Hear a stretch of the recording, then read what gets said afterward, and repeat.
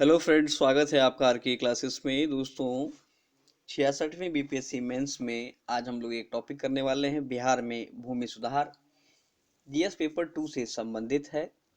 इसके अलावा लगातार अभी जो है हम लोग जीएस पेपर 1, पेपर 2 और ज्योग्राफी ऑप्शनल के प्रश्न को कर रहे हैं। उम्मीद है आपने पिछले जो प्रश्न हो चुके हैं उन्हें जरूर देखा होगा। यदि आपने उसे नहीं देखा है तो आप मेंस की प्लेलिस्ट में जाकर देखें और सभी वीडियोस का जो है पीडीएफ आपको टेलीग्राम पर मिल जाएगा। इसके अलावा यदि आपने स्टैटिक्स पहले कभी नहीं बनाया है तो स्टैटिक्स का जो है कंप्लीट वीडियो वह भी आपको प्लेलिस्ट में मिल जाएगा, उसे आप देखें। उसके बाद जिस बुक के बारे में हम लोगों ने बात की थी उस पर भी उस बुक को आप ले लें और लगातार प्रैक्टिस करते रहें।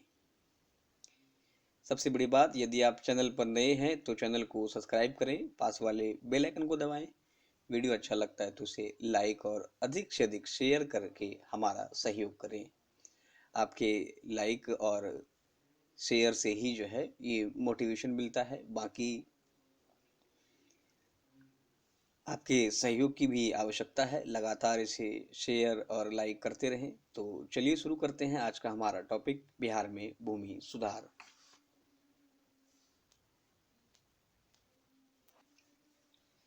बिहार में भूमि सुधार के अंतर्गत सबसे पहले हम लोग पृष्ठभूमि व कारण पर बात करेंगे। साथ ही सरकार द्वारा उठाए गए कदमों पर भी चर्चा करेंगे और ये जो भूमि सुधार हुई है इसकी असफलता एवं आलोचना पर भी कुछ तथ्य रखेंगे। आगे होने वाले उपायों पर भी चर्चा करेंगे और सरकार द्वारा वर्तमान में किए जा रहे प्रयासों को भी देखेंगे। बात करें पृष्ठभूमि व कारण की तो देखिए इसमें हम लोग क्या लिख सकते हैं। भू सुधारों का उद्देश्य उत्पादन के सामाजिक संबंधों को ऐसा स्वरूप प्रदान करना है जिसके फलस्वरूप कृषि उत्पादकता अधिकतम की जा सके। इसका जो मूल जड़ है, मेन उद्देश्य ये है कि कृषि उत्पादकता को बढ़ाया जा सके। उल्लेखनीय है कि औपनिवेशिक के शासनकाल से ही बिहार में भूमि बंदोबस्त की समस्या बनी हुई है। 1793 ईस्वी में बिहार में स्थायी बंदोबस्त, जिसे जमींदारी व्यवस्था कहते हैं, ये लागू किया गया था। पीटी फैक्ट है ये सब। इसके तहत भूमि पर अधिकार एक खास वर्ग तक ही सीमित रह गया। ठीक है।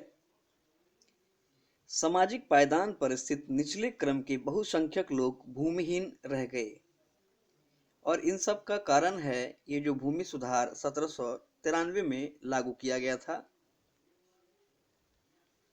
फलतः स्वतंत्रता प्राप्ति के पश्चात इस समस्या को ध्यान में रखते हुए जन कल्याणकारी राज्य व्यवस्था की स्थापना पर जोर दिया गया। ये डीपीएसपी हम लोगों ने पढ़ रखा है। देखिए, भारतीय संविधान में भूमि सुधार राज्य सूची के विषय में शामिल है, किंतु केंद्र सरकार ने भूमि सुधार के मार्ग की बाधाओं को दूर करने के उद्देश्य से 1951 में संविधान में प्रथम संशोधन कर 9वीं अनुसूची को जोड़ा और भूमि सुधार से संबंधित राज्यों द्वारा बनाए गए कानूनों को इसमें डालने का प्रयास या प्रावधान किया गया और इसे न्यायालय की पहुंच से दूर रखा गया। हम लोग जानते हैं कि 9वीं अनुसूची भूमि सुधार से संबंधित है और इसमें डाले गए विषयों को न्यायालय में चुनौती नहीं दी जा सकती। सुधार के लिए उठाए गए प्रमुख कदमों की अगर बात करें तो देखिए इसमें कहता है कि बिहार में भूमि सुधार के लिए मुख्यतः 2 स्तर पर कदम उठाए गए हैं। पहला है संस्थागत भूमि सुधार, अगला है तकनीकी भूमि सुधार। बात करें संस्थागत भूमि सुधार की तो देखिए इस प्रकार के भूमि सुधार असमान भूमि वितरण को न्यायपूर्ण बनाने के लिए किया जाता है। भूमि संबंधी नीति ऐसी होनी चाहिए कि वह धन एवं आय की विषमता को कम कर सके और ग्रामीण जनता के विभिन्न वर्गों के लिए पद एवं अवसर की समानता का आश्वासन दे सके। इस प्रकार से लैंड रिफॉर्म होनी चाहिए कि उस भूमि से जो है हमारा इनकम बढ़ सके और जो डिफरेंसेस है गांव के लोगों के बीच में उसे कम किया जा सके। फलतः इसके तहत निम्न सुधारात्मक कदम उठाए गए हैं। जैसे कि अगर बात करें जमींदारी प्रथा का उन्मूलन 1952। सन 1950 में भूमि सुधार अधिनियम की ऐतिहासिक कार्यवाही थी जो 1952 से लागू हुई। बिहार में जमींदारी प्रथा का पूर्णतः उन्मूलन 1952 ईस्वी में हो जाने से बिहार के कृषक तथा बिहार सरकार के बीच सीधा संबंध एवं संपर्क स्थापित हो गया। बिहार में भूमि सुधार अधिनियम में सबसे महत्वपूर्ण स्थान बिहार जमींदारी उन्मूलन का है और ये इसलिए खत्म किया गया ताकि लोगों के बीच में जो डिफरेंसेस है उसे कम किया जा सके, साथ ही जो भूमि है उससे सही उत्पादकता को प्राप्त किया जा सके। आगे कहता है काश्तकारी सुधार।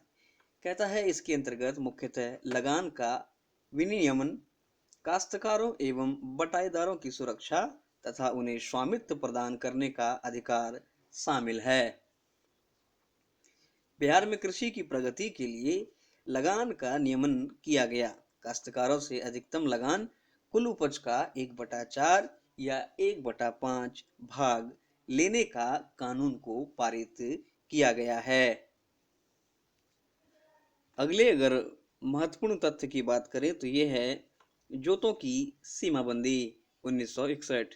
कहता है कि इसके तहत जोतों की अधिकतम सीमा का निर्धारण करना और अधिशेष भूमि का भूमिहीनों के मध्य वितरण जैसे आदि कार्यक्रम शामिल हैं। बिहार सरकार ने इसी उद्देश्य से 1961 में भूमि सीमा अधिनियम 1961 पारित किया। सामाजिक न्याय की दृष्टि से सीमा निर्धारण उचित एवं आवश्यक है। ये इसलिए भी आवश्यक है कि जो भूमिहीन है उन्हें भी जो है उनका अधिकार, उनका हक या उनका भी विकास हो सके। भूमि विवाद को दूर करने तथा सामाजिक न्याय दिलाने के उद्देश्य से यह अधिनियम का अत्यधिक महत्व है, किंतु इस कानून को बिहार में विशेष सफलता नहीं मिल सकी। लेकिन सन 2000 ईस्वी तक कुल 479537 एकड़ भूमि की बिक्री की जा सकी, जबकि 1.5 लाख भूमि अभी भी जो है मुकदमे में फंसी हुई है। 1.5 लाख हेक्टेयर होगा। आगे अगर बात करें तो जोतों की चकबंदी, इसमें देखिए क्या कहता है कि इस कार्यक्रम का मुख्य उद्देश्य कृषि भूमि को अलग अलग टुकड़ों के स्थान पर किसानों को एक ही स्थान पर भूमि उपलब्ध कराना है। ये काफी महत्वपूर्ण है ताकि कृषि उत्पादन तथा होल्डिंग क्षेत्रफल के आकार में वृद्धि की जा सके। इसके लिए राज्य प्रबंध अधिनियम 1956 पारित किया गया है। यह कार्यक्रम बिहार में कुशलतापूर्वक नहीं चलाया जा सका और 1980 के दशक के बाद प्रशासनिक कारणों से इसे बंद कर दिया गया, जबकि आज भी बिहार के परिप्रेक्ष्य में यह अति आवश्यक है। बिल्कुल आवश्यक है। अगर आप इस पर सोचें तो ये जो चकबंदी है ये अगर हो जाता है, प्रॉपरली अगर हो जाता है तो काफी फायदा होगा किसानों को। अगला है सहकारी कृषि 1952। देखिए इसमें क्या कहता है कि इसका तात्पर्य सामूहिक ढंग से कृषि कार्य को करना है जिससे कृषि उत्पादकता में पर्याप्त वृद्धि हो सके, जिसमें अपना बिहार अभी काफी आगे बढ़ रहा है। बिहार में सहकारी कृषि को विकसित करने का प्रयास 1952 में प्रारंभ किया गया। सहकारी कृषि पद्धति को बिहार में लागू करने का उद्देश्य क्या था? ये इसलिए लागू किया गया ताकि इससे बिहार के कृषकों का भूमि पर निजी स्वामित्व बना रहे तथा इससे मिलजुल कर कृषि करने की भावना भी विकसित हो। इसके तहत कृषक स्वयं अपने खेतों को तोड़ मोड़ कर बड़े सहकारी फर्मों का निर्माण कर सके। किंतु बिहार का जातीय तनाव, अशिक्षा, प्रशासनिक जटिलता, इन सभी के कारण कृषक जो हैं ये एक नहीं हो सके हैं, जिससे कि सामूहिक या सहकारी कृषि का लाभ जो सरकार के माध्यम से मिलना चाहिए वह कृषकों को नहीं मिल पाया है। बात करें तकनीकी भूमि सुधार की तो देखिए इस प्रकार भूमि सुधार के अंतर्गत, माफ करें दोस्तों ये जो बार बार आप देख रहे हैं इस तरह से, ये मेरे यंत्र में समस्या हो गई है। इस प्रकार के भूमि सुधार के अंतर्गत भूमि की उपज शक्ति और उर्वरा शक्ति बढ़ाने पर बल दिया गया है, जिसके तहत जो है बेहतर तकनीक को अपनाए जाने पर जोर दिया गया है। इसमें जो है कई महत्वपूर्ण कदम उठाए गए हैं। बात करें अगर उन कदमों की तो कहता है उत्तम बीज, उत्तम खाद एवं रासायनिक उर्वरकों के साथ साथ जैव उर्वरक का भी प्रयोगों पर जोर दिया गया है। इसके अलावा उत्तम सिंचाई व्यवस्था का प्रबंधन भी किया गया है। भूमि दस्तावेजों का कंप्यूटरीकरण करना, जिसका उद्देश्य जो है बेनामी हस्तांतरण, किसानों की अशिक्षा का लाभ उठाकर जमीनों को अपने नाम करने तथा भूमि विवादों को दूर करना है। वहीं अगर बात करें अनुबंधात्मक खेती को बढ़ावा देना भी इसका मुख्य उद्देश्य है। आगे कहता है कि विज्ञान एवं प्रौद्योगिकी का उपयोग कर भूमि से जुड़ी समस्याओं के समाधान पर बल देना, और इस क्षेत्र में कई सारे महत्वपूर्ण कार्य हो रहे हैं। बात करें अगर तो इजराइल से या अन्य किसी देशों से जो है अलग अलग तकनीकी पर बिहार सरकार के द्वारा समझौता किया गया है।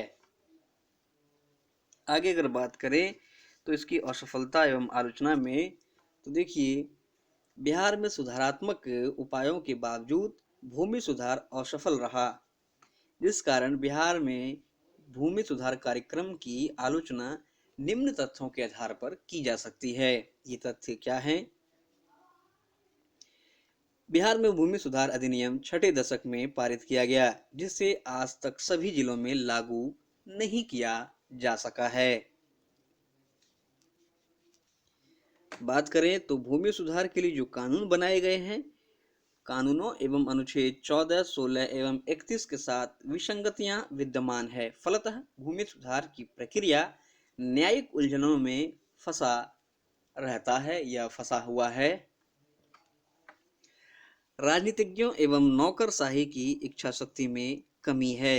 भूमि सुधार से जुड़े अधिकारियों में भ्रष्टाचार, भूमि स्वामित्व के सरकारी आंकड़ों का अपर्याप्त होना, जो आंकड़े हैं वह भी जो होने चाहिए उससे अलग हैं, भिन्न हैं। बात करें तो बिहार की जनता में जागरूकता का अभाव होना तथा गांवों में अशिक्षा, गरीबी और जातिवाद का वर्चस्व होना, जिस कारण सामंतवादी प्रवृत्ति अभी भी जिंदा है। आगे अगर बात करें तो कहता है कि इसके लिए क्या महत्वपूर्ण उपाय हो सकते हैं, उन पर भी चर्चा करते हैं। तो देखिए इसमें उपाय के अंतर्गत हम लोग लिख सकते हैं कि वितरित भूमि पर यथाशीघ्र भूमिहीनों को अधिकार दिलाने की आवश्यकता है। हदबंदी कानून को लागू करने तथा हदबंदी की सीमा घटाने का प्रयत्न करना चाहिए। भूमि संबंधित मुकदमों को यथाशीघ्र निपटारे के लिए ट्रिब्यूनल की स्थापना करनी चाहिए, ताकि भूमि से संबंधित कोई अगर विवाद होता है तो उसे जल्द से जल्द निपटारा किया जा सके और जिसका जो हक है उसे मिले जल्द ही। कृषक बटाईदारों को उसका हक दिलाना चाहिए। जमीन की उपज के आधार पर श्रेणी निर्धारण किया जाना चाहिए, ताकि भूमि सुधार के उपायों को सफलतापूर्वक लागू किया जा सके तथा बिहार सरकार को भूमि संबंधी सुधार को यथाशीघ्र लागू करना चाहिए और आम गैर मदरुआ जमीन के रिकॉर्ड को विश्लेषित करने की भी आवश्यकता है। जमीन तथा मजदूरों के बीच सामंजस्य स्थापित किया जाना चाहिए। चकबंदी व्यवस्था में पारदर्शिता लाने की आवश्यकता है।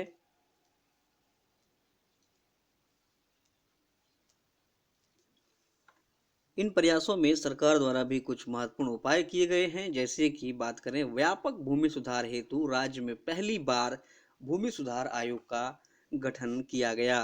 आयोग द्वारा भूमि से संबंधित संपूर्ण मुद्दों पर, जैसे भू हदबंदी, खंडकरण निवारण, समेकन, भू परिमापन, टेनेंसी अधिकार, भूदान आदि को अधिश्रवण के विचार से जांच किया जा रहा है। राज्य के 38 जिलों में अब तक कुल 12,21,856 मामलों का निष्पादन किया गया है। इसके अलावा राज्य में चल रहे विभिन्न परियोजनाएं, जैसे रेलवे विद्युतीकरण, पर्यटन विकास, महासेतु निर्माण, औद्योगिक विकास आदि के मामलों में 2005 से अब तक कुल लगभग 5,000 एकड़ भूमि अर्जित की जा चुकी है। राज्य के 5 जिले कैमूर, बक्सर, रोहतास, भोजपुर एवं गोपालगंज के एक एक अंचल में चकबंदी का कार्य जो है ये प्रारंभ कर दिया गया है। जमीन संबंधित विवादों का निपटारा करने के लिए सभी राजस्व पदाधिकारियों को 3 माह के अंदर उनके न्यायालयों में लंबित मामलों का निपटारा करने का भी निर्देश दिया गया है। इसके अतिरिक्त प्रत्येक अंचल तथा पंचायत स्तर पर जो है शिविर लगाकर जमीन संबंधी विवादों का निपटारा भी किया जा रहा है। तो भूमि सुधार से संबंधित इतने महत्वपूर्ण फैक्ट को लिखा जा सकता है। अगर आपको लगता है कि कुछ लेटेस्ट इसमें पॉइंट जोड़ना चाहिए तो आप बिल्कुल जोड़ें, वो और भी अच्छा होगा। और दोस्तों, वीडियो अच्छा लगा तो इसे लाइक करें और अधिक से अधिक शेयर करें। धन्यवाद।